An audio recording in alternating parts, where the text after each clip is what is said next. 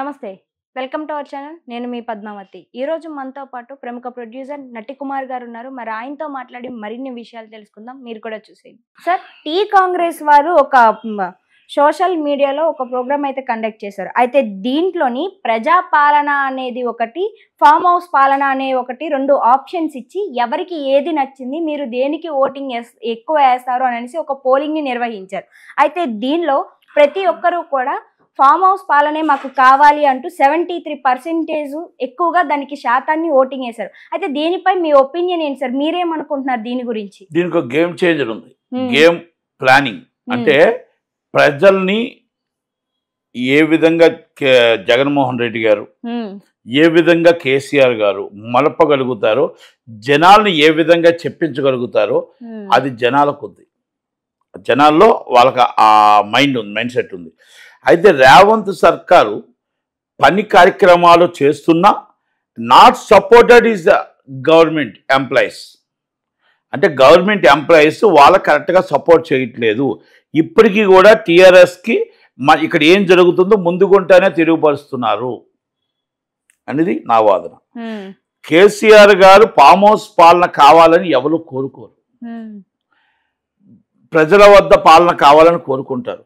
ఒక అభివృద్ధి కార్యక్రమాలు ఒకప్పుడు మనం రైతు బంధో ఇంకోటో కాస్త కోస్త ఉన్న వాళ్ళకి వేసినా లేని వాళ్ళకి వేసినా ఏదో అవసరం కాస్త మాట్లాడినా మీడియా మాట్లాడితే మీడియాని తీసుకెళ్ళి లోన్ వేసేవారు. ఇప్పుడు స్వేచ్ఛ ఉంది, ఎవరైనా మాట్లాడటానికి స్వేచ్ఛ ఉంది. అప్పుడు మాట్లాడటానికే స్వేచ్ఛ. ఇప్పుడు నాలాంటి వాడు ఇప్పుడు మాట్లాడుతున్నా, అప్పుడే మాట్లాడేటట్టు ఉంటే నన్ను తీసుకెళ్ళి ఆమె కేసు పెట్టేవారు. అపోజిషన్ ఎవరికి మాట్లాడటానికి లేదు. అపోజిషన్ ఎవరు కూడా టీఆర్ఎస్కి మాట్లాడడానికి లేదు. ఆఫీసర్లు లేదు, పోలీసు వాళ్ళకి లేదు. ఈరోజు పోలీసు వాళ్ళతో చెప్పి కేసులు పెట్టిస్తున్నారు. పోలీసు వాళ్ళతో చెప్పి కేసులు ఏం పెట్టించలే. లిక్కర్ స్కామ్ కేసు ఎవరు పెట్టించారండి? ఈడీకి పెట్టారు. ఢిల్లీలో ఏదో జరిగిందని, అది నిజమని. ఇప్పుడు ఆల్రెడీ మీరు మొత్తం టోటల్గా మన కార్ రేస్ కేసు ఉంది కదా, దాంట్లో కేసు ఎవరిష్టం డబ్బులు వాడారు. అవతలకి ఇచ్చినా కూడా మనీ ఈజ్ అకౌంటబులా కాదా? మరి అది ఎవరు పెట్టించారు? రేపు ఈడీ మళ్ళీ ఈడీ ఎంటర్ అవుతున్నా, లేకపోతే ఇంకోటి ఫోన్ ట్యాపింగ్ కేసు ఎవరిదండి? కాంగ్రెస్లో ఏం పెట్టించలేదు కదా. కాళేశ్వరం ప్రాజెక్టు డబ్బులు ఖర్చు పెట్టిగా నాసిరకం కాళేశ్వరం ప్రాజెక్టు మీరున్న టైంలోనే కదా అది బద్దలైపోయి ఆటోమేటిక్గా ఆగిపోయింది. ఓకే, అలాగే రిపేర్ చేయించి మనం పడిపోతే పూర్తిగా పడిపోయి మనం మొత్తం టోటల్గా చేయించేద్దామని మీరు అన్నారు. అది కరెక్ట్ కాదు, ప్రమాదం ఉంది కాబట్టి దాన్ని మొత్తం ఎంక్వైరీ కమిషన్ వేశారు. అంటే ఇవన్నీ కూడా కేసీఆర్ గారి హయాంలోనే జరిగినవే.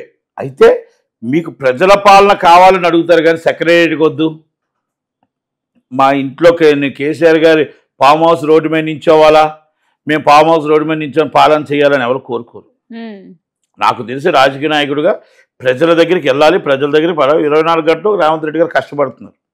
మరి ఇంత కష్టపడుతున్నప్పటికీ కూడా సపోర్టెడ్ ఇస్ నాట్, నేను అదే చెప్పాను, supported is employees. Government employees support చేయట్లేదు. గవర్నమెంట్ ఎంప్లాయీస్ సపోర్ట్ చేయకపోతే ఇలాగ ఉండదు. రెండోది, వేల కోట్ల రూపాయలు టీఆర్ఎస్లో ఫండింగ్ ఉంది.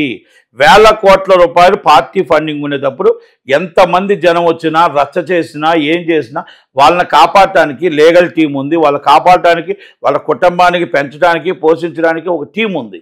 అలాంటప్పుడు సాధారణమైన ఇప్పుడు నేషనల్ కాంగ్రెస్ పార్టీకి ప్రాంతీయ పార్టీకి అదే తేడా. అక్కడ మీకు ఆ డబ్బు వస్తున్నప్పుడు ఆటోమేటిక్గా జనాలంతా కూడా ఆకర్షణ ఉంటుంది. ఇవాళ పబ్లిక్ ఒపీనియన్ పోల్ పెట్టమని అడిగారు అనుకోండి, కాంగ్రెస్ కార్యకర్తలు వచ్చి పబ్లిక్ ఒపీనియన్ పోల్ దగ్గరికి వెళ్ళారు అనుకోండి, మా కార్యక్రమాలు ఏం చేసామని వాళ్ళని అడుగుతారు 1 yearలో. వీళ్ళు ఆలే చేస్తున్నారు. ఇక్కడ అక్కడ ఉన్న ఒక అవ్వ ఉంది, లేకపోతే మీరే ఉన్నారు, అమ్మ నీకు వెళ్ళి నేను అడిగాను వచ్చాను, అమ్మ నువ్వు వచ్చి టీఆర్ఎస్ సపోర్ట్గా చెయ్యమ్మా అన్నాను, వెంటనే ఫీట్ చేసేస్తాం. అంటే నా ఇన్ఫ్లుయెన్స్డ్. అలా మొత్తం అక్కడ లోకల్ టీము, జిల్లా నాయకత్వం పటిష్టంగా ఉంది.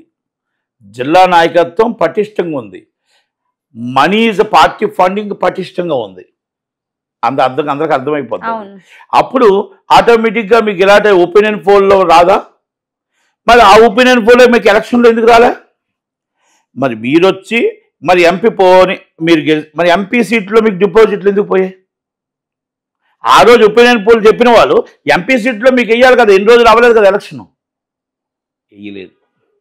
మరి బీజేపీ వాళ్ళు ఏమంటున్నారు, లేదు లేదు మేము గవర్నమెంట్ ఫామ్ చేస్తున్నాం, వెరీ వెరీ గవర్నమెంట్ షార్ట్లీ, మేము ఆల్రెడీ మేము కాంగ్రెస్ గవర్నమెంట్ పడగొట్టి మరి ఫామ్ చేస్తాం. వాళ్ళు వచ్చి మొత్తం అమిత్ షా గారు, మొత్తం టోటల్గా సంతోష్ బగిల్ గారు, మొత్తం అందరూ వచ్చేస్తున్నారు, సునీల్ బన్సల్ గారు, మొత్తం అందరూ వచ్చేస్తున్నారు. ఇమ్మీడియట్లీ ఇస్ తెలంగాణ ఇస్ మా కాసారం చేసేద్దాం, BJP is Telangana, Andhra is Pawan Kalyan అని వెళ్ళిపోతున్నారు వాళ్ళు. ఈ రెండు వాళ్ళు వెళ్ళిపోతే మీరు వచ్చి నాకు మళ్ళా వస్తుంది పట్టం కడతారంటారేంటి? మీరు మూడో ప్లేస్ వచ్చారని మర్చిపోతున్నారు కేసీఆర్ గారు.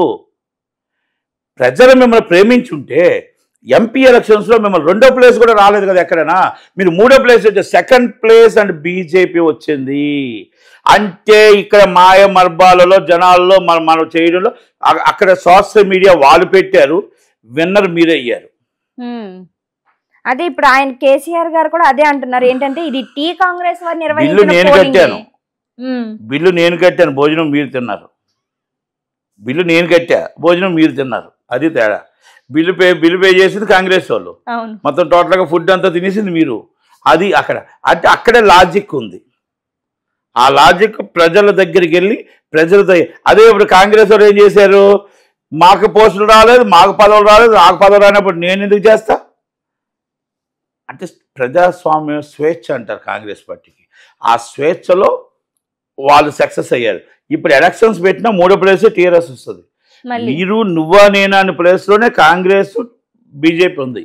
రేపు ఎప్పుడైనా సరే బీజేపీ రావడానికి అవకాశాలు ఉంటాయి కానీ ప్రాంతీయ పార్టీ రావడానికి అవకాశమే లేదు.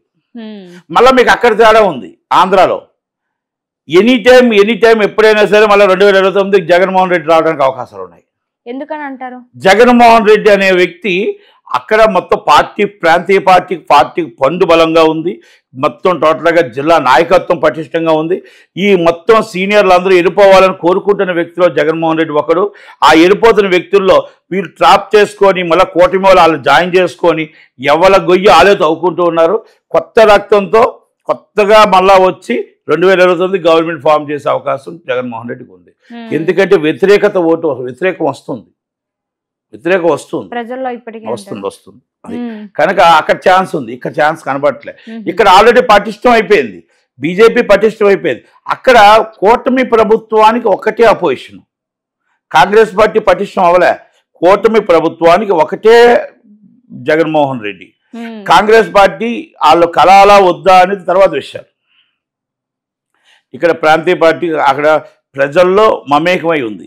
ఎనీ టైం ఎప్పుడైనా వాళ్ళు, నేను చాలా మందిని కనుక్కున్నాను, జగన్ బాబా బెటరు, మాకు కరెక్ట్గా టైంకి వచ్చేది, జగన్ బాబా బెటరు, మాకు అన్నీ వచ్చేవి, జగన్ బాబా అన్నింటికి జగన్ బాబు బెటర్ అంటున్నారు.